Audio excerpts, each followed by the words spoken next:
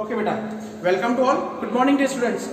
आज हम लोग हमारे 11th क्लास के चैप्टर के अंदर हम लोग अभी तक आपकी जो 2 वीडियोस डाली थी उसमें हमने फर्स्ट क्लास इंट्रोडक्टरी ली थी, सेकंड क्लास में हम लोगों ने लिविंग बींग्स के कैरेक्टर स्टार्ट कर दिए थे और शायद उसमें मैंने 3 या 4 कैरेक्टर्स आप लोगों को बता भी दिए थे। नेक्स्ट कैरेक्टर आता है आप लोगों का, मैं आप लोगों को बताऊं, नेक्स्ट कैरेक्टर जो आता है आप लोगों का दैट इज मेटाबॉलिज्म। मेटाबॉलिज्म। अब सर आपके पास क्वेश्चन आते हैं कि what is the exact meaning of metabolism, कि मेटाबॉलिज्म है क्या, मेटाबॉलिज्म है क्या। तो मेटाबॉलिज्म जो है ये क्या होता है बेटा, इसको आप हिंदी में बोलते हो उपापचयी क्रियाएं। उपापचयी क्रियाएं।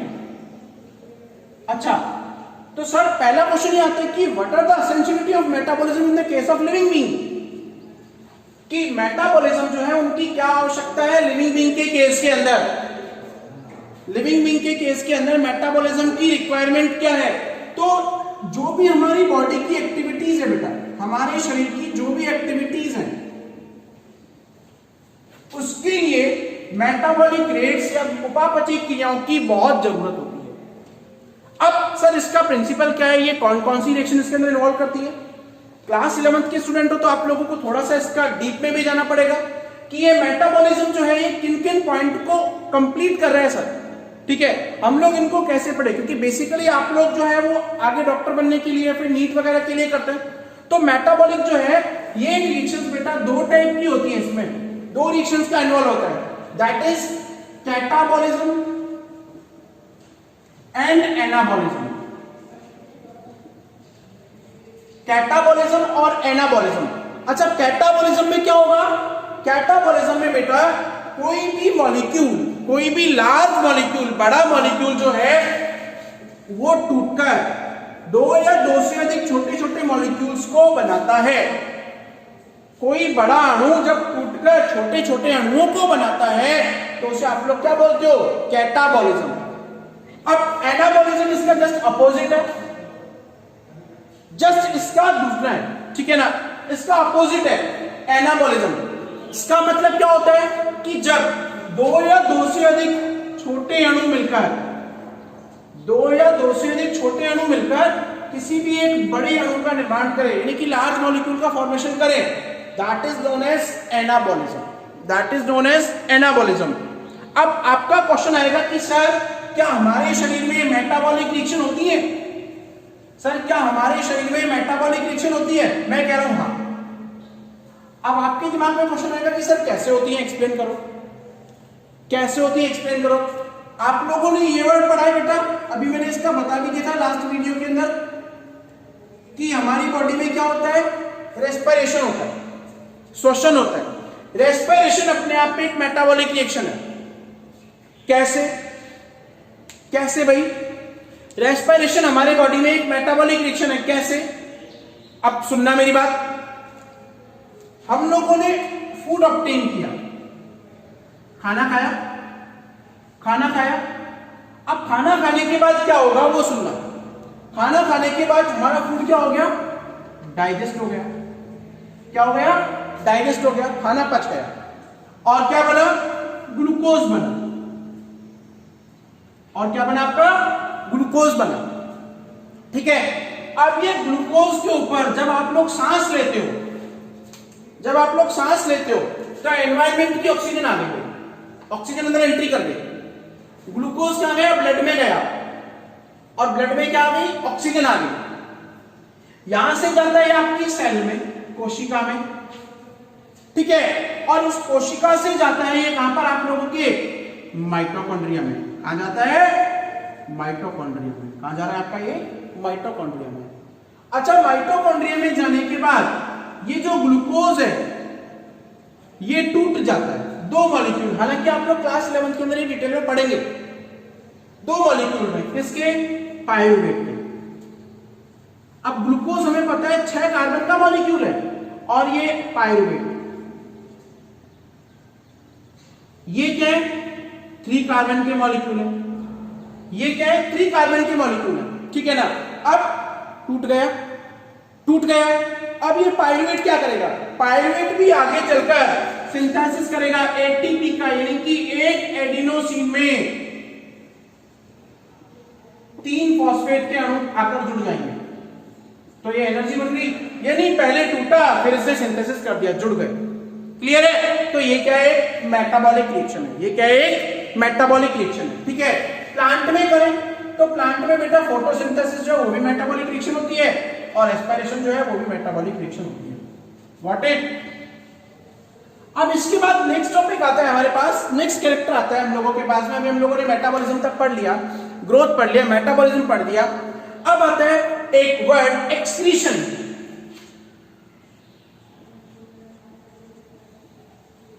हिंदी में बोलते हैं उत्सर्जन। उत्सर्जन इंग्लिश मीडियम के जो स्टूडेंट है वो काफी बताएंगे, बोले sir excretion removal of waste, removal of waste. भाई वेस्ट का रिमूवल, जो शरीर में गंदगी बन रही है उसको बाहर निकालना, बाहर निकालकर फेंकना, रिमूवल ऑफ वेस्ट। ठीक है, वो क्या कहलाता है आपका? एक्सक्रीशन। क्या कहलाता है आपका? एक्सक्रीशन। ठीक है, अच्छा उत्सर्जन तो सर हमें पता है कि रिमूवल ऑफ वेस्ट, लेकिन वेस्ट क्या है? पहले बात करते हैं वेस्ट की, रिमूव तो बाद में करेंगे। Waste are the useless product, useless product that are made by the action of metabolic activity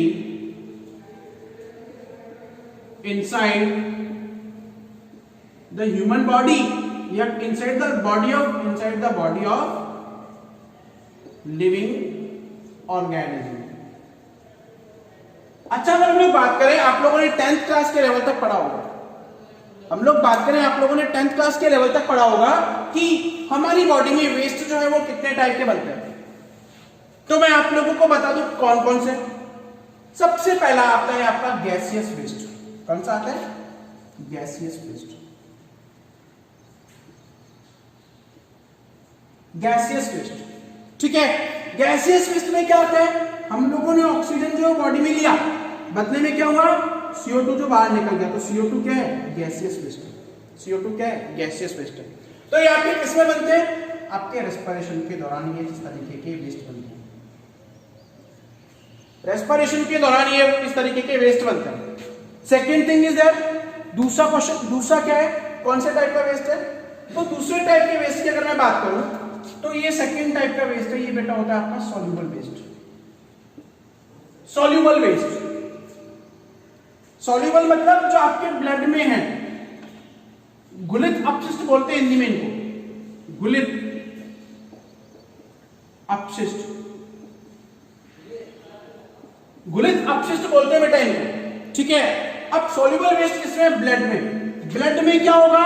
blood में उसका फिल्ट्रेशन होगा और फिल्ट्रेशन होने के बाद में ये वेस्ट जो है ये बाहर निकल जाएंगे। ये वेस्ट क्या हो जाएंगे? रिमूव हो जाएंगे। अच्छा, इन सॉल्युबल वेस्ट के अंदर मोस्ट पोटेंटली जो आते हैं वो आप लोगों को कौन से आते हैं? वो आते हैं आपके नाइट्रोजिनस वेस्ट।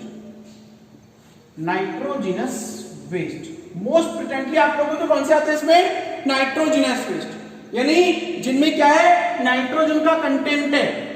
जिनमें क्या है? नाइट्रोजन का कंटेंट है। ह्यूमन की बात करें, हमारी बात करें तो हमारा जो यूरिन है, यूरिन के अंदर क्या है? यूरिया, और यूरिया क्या है? नाइट्रोजन का प्रिकर्सर। यूरिया किसका है? नाइट्रोजन का प्रिकर्सर, ठीक है। और यूरिन किससे बनता है? यूरिन जो है वो ब्लड के फिल्टर होने से तो बनता है। भाई ब्लड में जो अशुद्धियां हैं वो किडनी निकालती है, ब्लड की अशुद्धियां किडनी में जाती है और किडनी उनको फिल्टर करके क्या बनाती है? यूरिन बनाती है। और यूरिन में क्या है? यूरिया का कंटेंट है। यूरिन में क्या है बेटा? यूरिया का कंटेंट है, ठीक है। तो ये होता है आप लोगों का सॉल्युबल वेस्ट। अच्छा, एक होता है इनसॉल्युबल वेस्ट। ये आप लोग जब खाना खाते हो, अनडाइजेस्टेड मटेरियल जो होता है इन्हें आप लोग अनडाइजेस्टेड वेस्ट भी बोलते हैं। अनडाइजेस्टेड मटेरियल यानी हम लोगों ने खाना खाया और अनडाइजेस्टेड मटेरियल है वो in the form of stool, stool के फॉर्म में आपकी बॉडी से बाहर निकल, in the form of stool, stool के फॉर्म में आप लोगों की बॉडी से ये क्या हो रहा है? बाहर निकल रहा है, ठीक है। तो ये इस तरीके के वेस्ट जो है। अच्छा, फिर एक्सक्रीशन क्या है? तो excretion is a biological process या बायोलॉजिकल फिनोमेना, ये एक बायोलॉजिकल प्रोसेस है या बायोलॉजिकल फिनोमेना है दैट इज या इन विच यूजलेस प्रोडक्ट, कि वो प्रोडक्ट जो हमारी बॉडी में काम नहीं आ रहे, वो प्रोडक्ट जो हमारी बॉडी में काम नहीं आ रहे उनको बाहर निकाला जाता है। ओके, अब कई बच्चों का क्वेश्चन आता है सर पसीना क्या है, स्वेट क्या है? स्वेट, पसीना, ये भी बेटा वेस्ट है। अच्छा, आप लोगों को मैं एक और चीज बताऊं कि सर अगर स्वेट पसीना है, ठीक है, वेस्ट है, तो हमारी बॉडी में इसकी एसेंशियलिटी क्या है, हमें क्यों आता है? सुनिएगा मेरी बात बेटा, बहुत इंपॉर्टेंट है, सुनिएगा। पसीना कैसे आता है ये पता है हमें, हमारी बॉडी के अंदर स्किन, ठीक है, ये क्या है, स्किन की एपिडर्मिस, स्किन एपिडर्मिस, ठीक है, स्किन की एपिडर्मिस आपकी बॉडी में। अब ये स्किन की एपिडर्मिस के अंदर हो क्या रहा है वो देखिएगा। जैसे ही स्किन की एपिडर्मिस है, उसके नीचे क्या हो रहा है, ये ब्लड वेसल्स है, आर्टरीज और वेन्स है, या क्या है आप लोगों की ब्लड वेसल, क्या है आप लोगों की ब्लड वेसल्स, ठीक है। अब हमें पता है इन ब्लड वेसल्स के अंदर क्या बह रहा है, क्या जा रहा है, ब्लड जा रहा है इनके अंदर। अब ये ब्लड वेसल तो इसके अंदर क्या होगा, ब्लड जाएगा। अच्छा, ब्लड वेसल की स्ट्रक्चर कैसी होती है बेटा, ब्लड वेसल जो होती है इनकी वॉल्स होती है पोरस होती है, इनमें छोटे छोटे छेद होते हैं,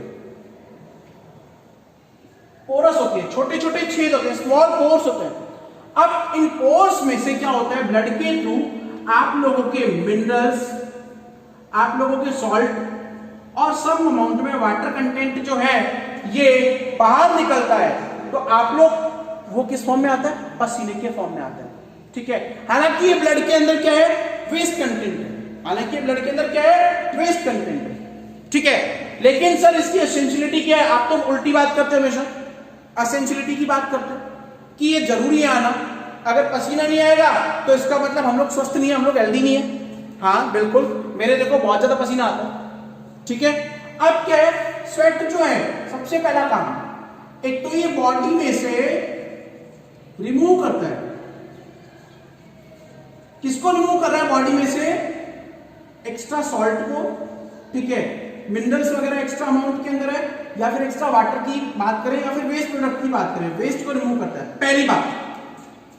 पहली बात कि स्वेट जो है वो आपकी बॉडी में से वेस्ट को रिमूव कर रहा है।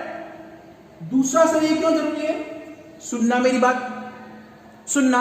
अगर आपके पसीना नहीं आएगा, ये बात नॉर्मली जो ब्यूटी पार्लर वगैरह का, मतलब जिनको सजने संवरने का शौक होता है बेटा उनको पता है।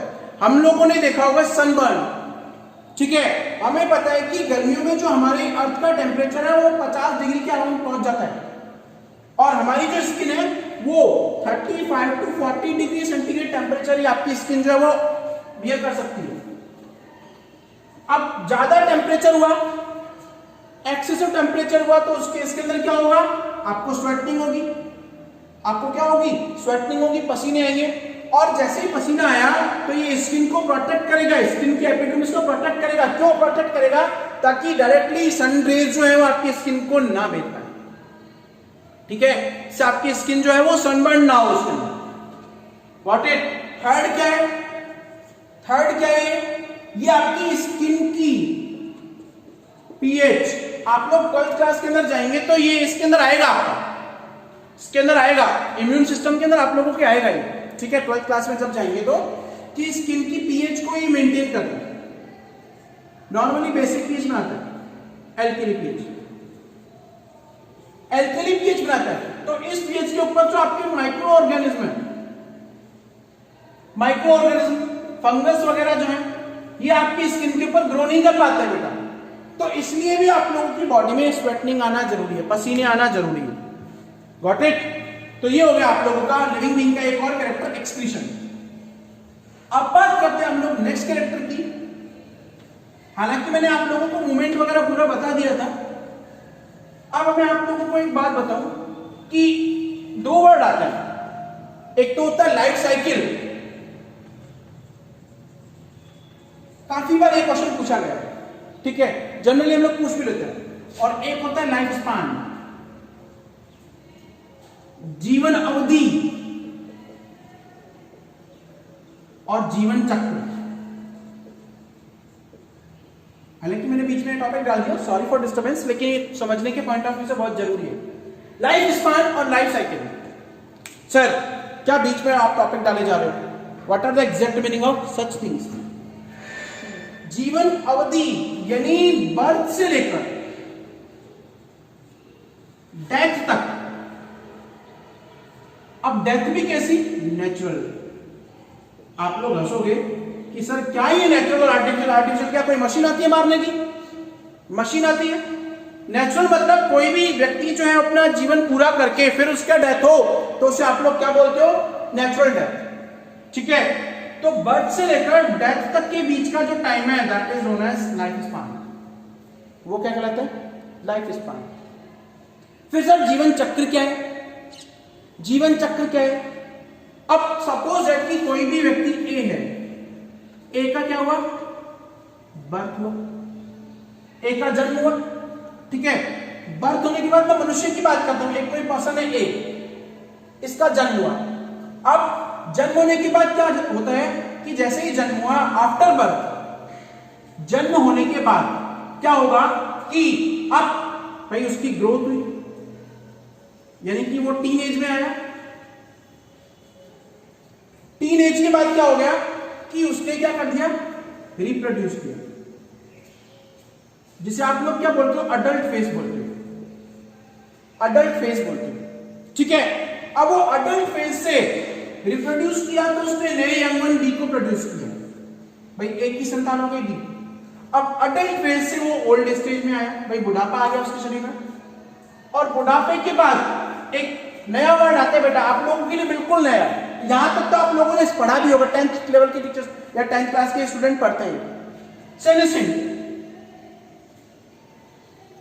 सेनेसेंट, अच्छा इसको क्या बोलते हैं हिंदी में? सर जीर्णावस्था। क्या है सच का मीनिंग? जीर्णावस्था। नए नए वर्ड लिख रहे हो आप लोग? नहीं, जीर्णावस्था यानी जब हमारी बॉडी जो है उसके टिश्यूज, उसके ऑर्गन, उसके, आप लोग देखो कि जो लोग एज हो जाते हैं उनकी ये जो चमड़ी है, ये जो स्किन है, ये बिल्कुल इस तरीके से लटकने लग जाती है, राइट? तो उसे आप लोग बोलते हो जीर्णावस्था, यानी कि जब आपकी बॉडी जो है वो डेथ के बिल्कुल करीब हो, डेथ के करीब हो। ठीक है, तो यानी कि ये इस तरीके से चक्र चलता रहता है, साइकिल चलता रहता है। भाई ए है, ए ने बी को जन्म दिया, बी का ऐसा चक्र चलेगा, फिर बी से सी का होगा तो उससे ऐसा चक्र चलेगा। तो ये क्या होता है आप लोगों का? Life cycle. क्या कहलाता है आप लोगों का? ये लाइफ साइकिल। ओके, अब बात करते हैं इसका लास्ट आप लोगों का कैरेक्टर है, दैट इज डेथ, मृत्यु, डेथ। लिविंग बीइंग का जो ये कैरेक्टर है ये भी इंपॉर्टेंट है, डेथ, यानी कि हर एक व्यक्ति जो है उसको जीवन जीने के बाद में उसका मृत्यु होती ही होती है। ठीक है, थैंक यू।